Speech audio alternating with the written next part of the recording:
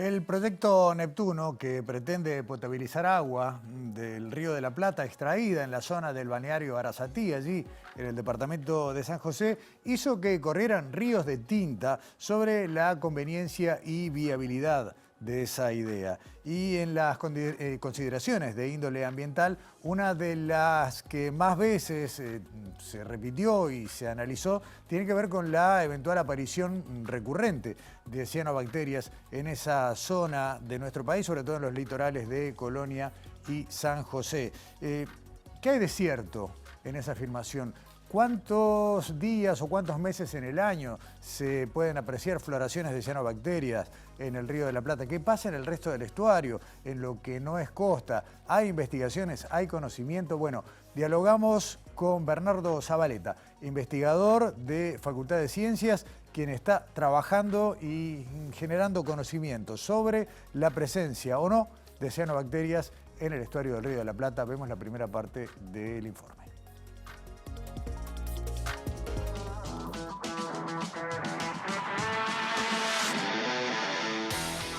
Para nuestra sorpresa, esas floraciones en algunos momentos son inmensas, llegan a concentraciones muy elevadas en el interior del estuario sin tocar la costa. Eso pasa cuando hay poca agua. Cuando hay poca agua, por ejemplo, durante años de la Niña, que se le llama, donde hay pocas precipitaciones en la cuenca del Río de la Plata, tenemos extensas floraciones al interior del estuario. Por otro lado, cuando son años de Niño, que son años más lluviosos, sucede lo que pasó en 2019, que es que grandes floraciones alcanzan la capital de Uruguay. Llegan a Montevideo, incluso llegaron hasta Punta del Este. Entonces, bueno, también para nuestra sorpresa nos encontramos que no solamente están en verano, que es lo más esperado. Cualquiera pensaría que las cianobacterias es un fenómeno que llega cuando hace calor.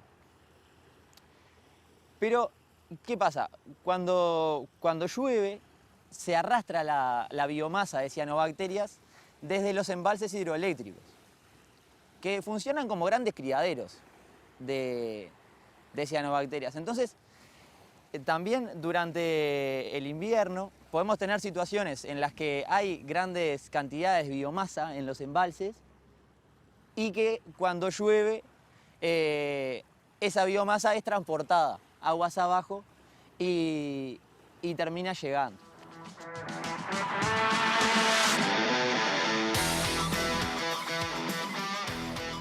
Hasta acá una parte de los hallazgos, pero en el siguiente tramo de la conversación que mantuvimos con Bernardo Zabaleta, conoceremos qué herramientas se usaron para este estudio y qué años son los comprendidos en esta investigación. Lo vemos.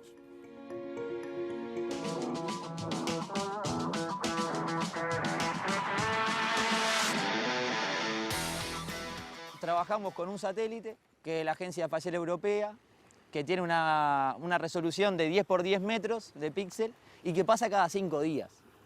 Entonces, en total, en los años de trabajo, que fueron entre 2016 y 2021, procesamos 250 imágenes de ese satélite y trabajamos con frecuencias. Es decir, cuán frecuentes son las floraciones, en qué parte. Y ahí nos encontramos en que la zona que se encuentra pegada a la costa de San José y Colonia tendría floraciones en más del 50% de los meses, tanto en verano como en invierno. Entre Bocas de Cufré y Los Arenales, que queda en San José, donde en el medio tenemos el balneario Arasatí, esa es la zona que arroja resultados que tendrían presencia en más del 75% de los meses. O sea, en el más del 75% de los meses tendríamos cianobacterias en esa zona. De acuerdo a los valores del indicador, nos da la pauta que serían concentraciones elevadas, que serían las máximas en el estuario, serían las máximas que se encuentran.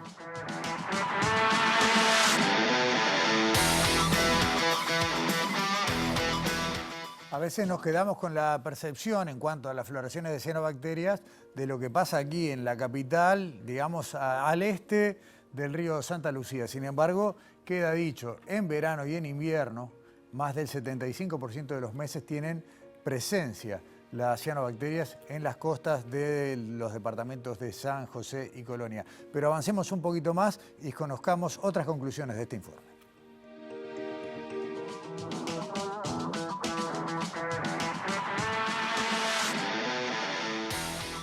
Cuando llueve en toda la cuenca del Río de la Plata, el tiempo de residencia del agua es menor, porque el agua está circulando. Circula, entonces barre, por así decirlo, las floraciones. Y las que no barre se quedan agrupadas contra la costa uruguaya, principalmente en San José y Colonia. El otro escenario es que cuando no hay lluvia en la cuenca, el tiempo de residencia es mayor. Entonces, se acumula, todas las floraciones se acumulan en la parte donde decantan los sólidos, tenés nutrientes, entonces se da la condición ideal para el crecimiento. Entonces acá nosotros tenemos como una conclusión, que es que las floraciones se originan en el estuario, sí.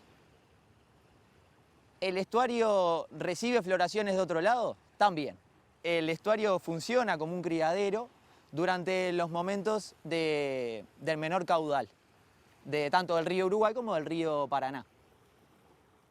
Mientras que cuando hay precipitaciones en toda la cuenca, podemos tener transporte de biomasa desde los embalses hidroeléctricos hasta la costa uruguaya. La evolución histórica que nosotros vimos en los años que estuvimos evaluando, nos muestra un aumento en la concentración de cianobacterias en el estuario, que es muy preocupante, sobre todo por las actividades que se realizan en la costa uruguaya.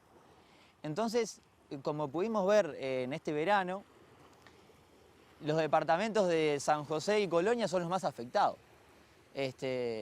Llovió poco, entonces San José y Colonia tuvieron problemas en la calidad del agua y Montevideo no.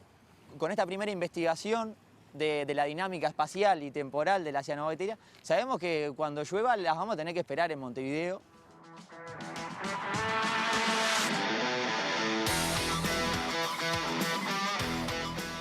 Si bien falta aplicar más ciencia y más conocimiento, entre otras cosas, para hacer muestreos en el centro del estuario del Río de la Plata, lo cierto es que el escenario preocupa y mucho, y ya no solo por la eventual instalación de un proyecto de potabilización de agua, sino también por lo que es el uso recreativo, por el aprovechamiento de esas hermosas playas que hay, tanto en San José como en Colonia, y que cada vez están más amenazadas por esto, que es ni más ni menos que el resultado de la actividad humana que, bueno, se ha venido nutriendo estas aguas y permitiendo que cada vez más surjan estas floraciones de cianobacterias.